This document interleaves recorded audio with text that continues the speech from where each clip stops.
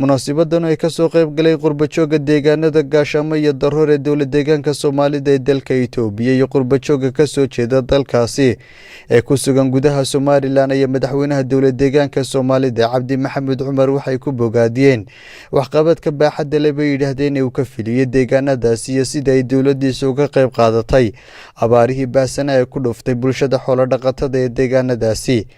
iyadoo sidoo kalena kulankan lagu lafagurayay ururka horumarinta qurbajooga deegaamada gaashaamo iyo daroor oo xafiis ku yeelan doona magaalada Jigjiga kaasoo ka shaqayn doona isku xidhka qurbajooga iyo bulshada ku dhaqan deegaankaasi ugu horreynna waxaa munaasabadaas halkaasi ka hadlay Maxamed Mahdi oo ah gudoomiyaha ururka horumarinta qurbajooga deegaamada gaashaamo iyo daroor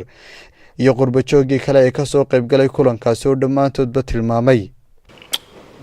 ururka horumarinta qurbajooga hadalladii aan oran lahaa oo dhan waa la yidhi marka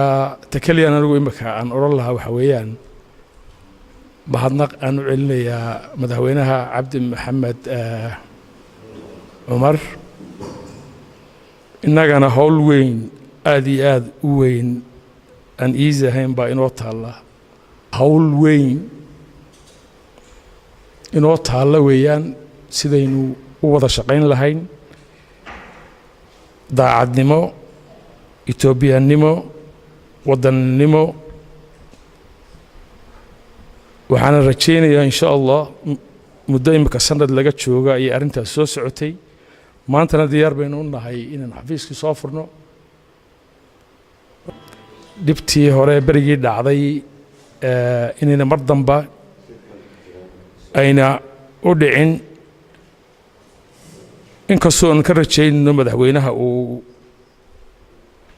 dadaalo wax badan uu inoo qabtay abaarihii haddana weli waxyaabo badan baynu ka sugaynaa annagoo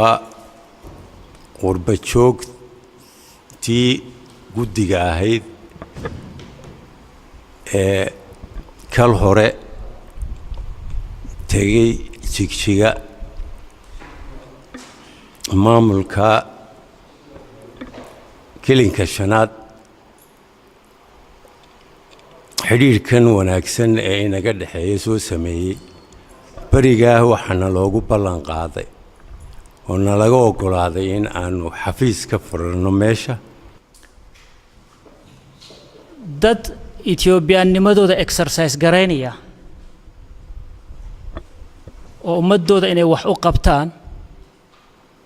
oo kaliya maaha waxay turjumad maanta ka bixinayso imtixaankana halkan sugu imanay inaan mahadnaq ballaaran uga jeediyo dowlad deegaanka Soomaaliyeed ee Itoobiya khusuusan madaxweynaha mudane Cabdi Maxamed Cumar arintii iyo shaqadii ballaarneed ee ay ka qabteen abaaraha iyo sidii wax dhalgareeyeen iyo quruxdeedii eliyo madaxweynaha dowlad deegaanka Soomaalida Itoobiya mudane Cabdi Maxamed Cumar oo run ahaantii